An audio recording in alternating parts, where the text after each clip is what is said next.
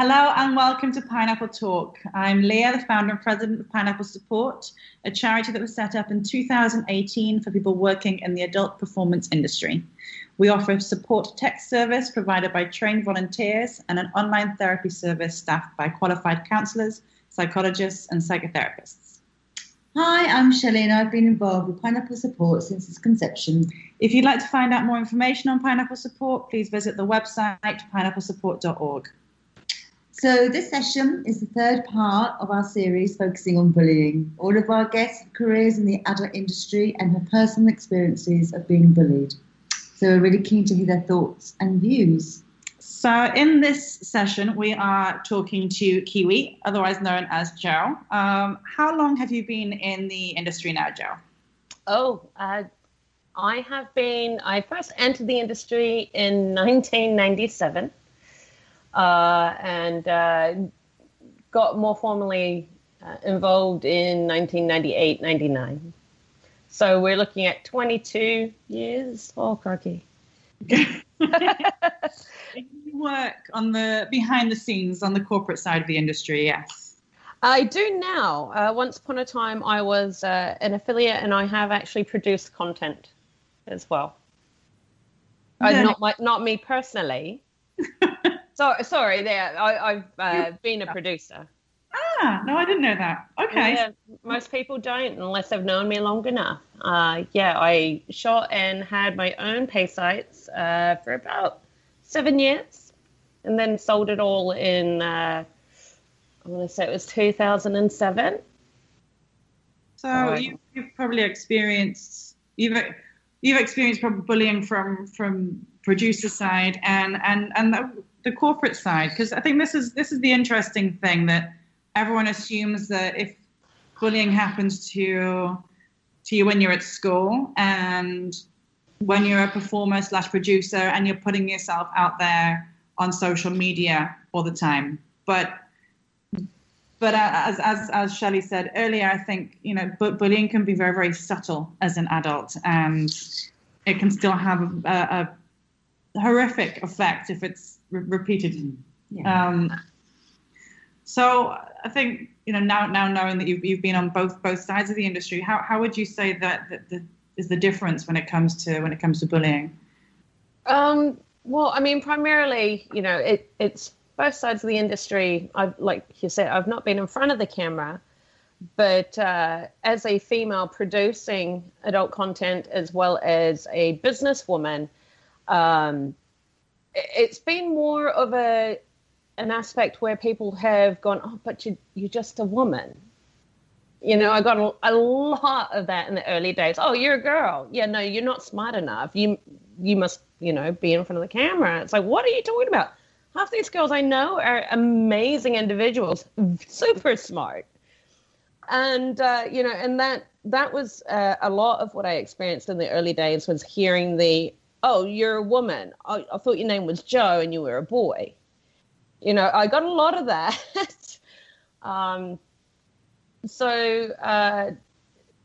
Thankfully, over the years, the industry has grown in many aspects, especially with the whole concept of social media, where women have been able to take control of what they're doing themselves and promote themselves, which has given them strength, I believe, in comparison to back in the day where it was a company who was producing content and the talent were just pretty much told what to do. Now they can take the reins and take control of what it is they're doing. So less likely for the bullying in that aspect, I think. Yeah, I mean, it certainly protects a little bit from bullying from, as you were saying, from other producers or other people in the industry saying, you're just a woman, how can you do this? But then being able to promote yourself on social media opens you up for a whole different type of abuse. Right. From the consumer side, you mean? The people that love you, that follow you, that think that you can get a lot of attention from being abusive, or people that are just bored. Right. Want to vent. Yeah. Take it out on someone that isn't real. Right. Oh, yeah. I know we find that a lot with Pineapple Support, and addressing the issue of bullying, that, you know, it's just, it has so many forms and it's evolved so much over the years. But so moving into the corporate side, did you find that easy, or was it much of what you experienced as a producer? Because the corporate side of adult is very male led. Right. So did that have an effect for you? Was it hard? Like I mentioned before, a lot of people, I mean, it was all primarily at first online communication. And a lot of those that I was communicating with had no idea I was a woman. They all thought I was a man because my name's Joe, which, you know, I knew this. I never clarified. I would normally build a repertoire and relationship with these people before I'd be like, hey, I don't mind you calling me dude, but for the record, I am a woman. So it wasn't difficult. And because I, as you know, am very outspoken of a person, whenever somebody has given me grief in any way, shape or form, I've pretty much either written them off or put them back in their place. However, you know, not so many people are like me. I am very dominating as far as personality goes. Just ask my poor son, who is sent out in the rain to go to school today. Sorry, I'm like, oh my gosh, that makes me a bully. And just in terms of when you were a child, did you say you're quite a strong personality? So I was just wondering, did you ever experience bullying when you were growing up, either in school or with friends or even in the home? Or I did, actually. Well, in the home, I'm the youngest of 4 siblings. I was beaten the crap out of all the time by my sisters, which, you know, only made me a stronger person and more grateful when they all moved out of home. At school, I went to several different schools in 2 different countries. So, you know, there was always a lot of being the new kid. But by the time I got to middle school, I think is where I encountered bullying the most, where I hung out with a couple of girls who just decided to not be nice. And that actually that's where I discovered, you know, I'm going to ditch school, I'm not going, and not tell my mom and get myself into trouble. And then in high school, I jumped a year, which got really tough because then I was with a bunch of adult students. I ended up jumping and actually being put into an adult class for advanced learning. And that just kind of, it wasn't necessarily bullying, but it definitely put me out of my element and made it difficult to, you know, communicate more with others because, well, on their breaks, they were outside smoking. Here I was, you know, 14, 15 going, oh, okay, I'll join you. So the irony of my education and my upbringing, I was brought up in a very stable home, but my mother was a hardworking woman. And so was my stepdad. And while they were supportive, they didn't really know a whole lot of like the interaction at school, which is just funny because I can't say I've ever thought about it until you just questioned it. So yeah, I encountered bullying for sure. And as you say, I just heard was that there were times when you would not go to school. It sounded like because the girls. Yeah. They threatened to beat the living crap out of me, and it was like, I might not go today because they said, if you come to school tomorrow, I'm gonna clobber you. Yeah, that would be off-putting. Yeah, a little bit.